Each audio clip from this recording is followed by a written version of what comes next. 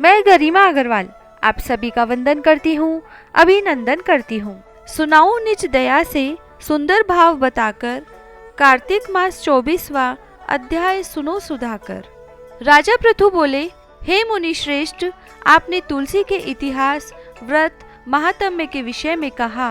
अब आप कृपा करके मुझे यह बताइए कि कार्तिक मास में क्या और भी देवताओं का पूजन होता है? यह भी विस्तार पूर्वक बताइए। नारद जी ने कहा, पहले समय में पर्वत के निकट कर्तिपुर में एक धर्मात्मा धर्मदत्त नामक ब्राह्मण रहता था। वह भगवान विष्णु के सब व्रत करता था। एक दिन कार्तिक मास में वह एक पहर रात शेष रहने पर जागरण के लिए भगवान विष्णु के मंदिर में हर प्रकार की सामग्री लेकर जा रहा था कि मार्ग में उसने एक बड़ी भयंकर राक्षसी को देखा, जिसके बड़े बड़े दांत, लपकती हुई जीभ और लाल लाल नेत्र थे। उसका शरीर नंगा और मांस रहित था। उस भयंकर राक्षसी को देखकर धर्मदत्त बुरी तरह डर गया। कुछ उपाय न देखकर उसने पूजा वाली थाली और जल का लोटा उसके ऊपर फेंक दिया, क्योंकि उसने भगवत नाम का जप करते हुए वह सामग्री और जल का लोटा जिसमें तुलसी दल पड़ा था उसको मारा था, जिससे उसके जन्म जन्मांतर के पाप नष्ट हो गए और पूर्व जन्म याद आ गया। वह हाथ जोड़कर धर्मदत्त के चरणों में गिर पड़ी और बोली, हे विप्र, मैं पूर्व जन्म के कर्मों के फल से इस अवस्था को प्राप्त हुई हूँ।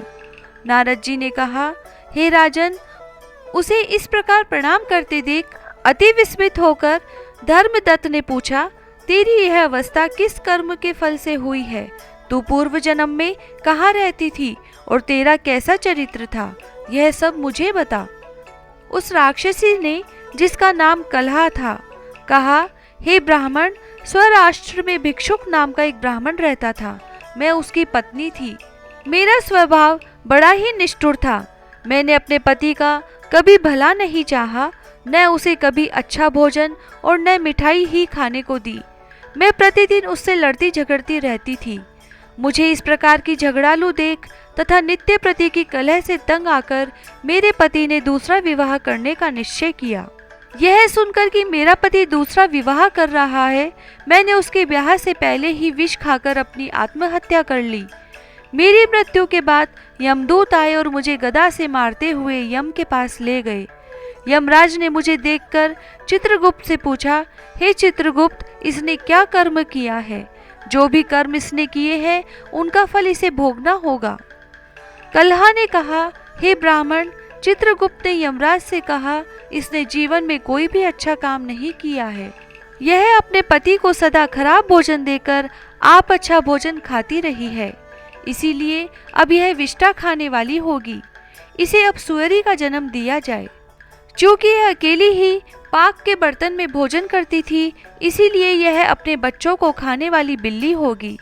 इसने अपने पर क्रोध करके आत्मघात किया है, इसीलिए यह प्रेत योनि में जाएगी। अब आप इसको अपने दूतों द्वारा मरु स्थान में भेज दीजिए। वहां पर यह बहुत दिनों तक प्रेत योनि में रहकर फिर यह पापिन अपनी तीनों योनियों को भोगे। सो हे ब्राह्मण, मैं 500 वर्ष से प्रेत योनि में हूँ और भूख प्यास के कारण नित्य दुखी रहती थी। एक दिन भूख से तंग आकर मैं एक वैश्य के शरीर में प्रविष्ट हो गई। उसके शरीर द्वारा मैं कृष्णा और बेणी के संगम पर इस देश में आ पहुंची। एक दिन भगवान शंकर व विष्णु जी ने मुझे बलात् उसके शरीर से बाहर निकाल दिया। फिर मुझे आप दिखाई दिए। आपके लोटे में से तुलसी जल का छींटा मेरे ऊपर पड़ा, जिससे मेरे सब पाप नष्ट हो गए। हे द्विजोत्तम, अब आप मुझे यह बताइए कि आगे होने वाली तीनों योनियों और इस प्रेत शरीर से किस तरह मेरी मुक्ति होगी। धर्मदत्त कलहा की बात सुनकर उसके पिछले कर्मों और वर्तमान अवस्था को देखकर बड़ा दुखी हुआ। उसका दुख देखकर उसका चित्त पिघल गया। फिर उसने दुखित भाव से कहा।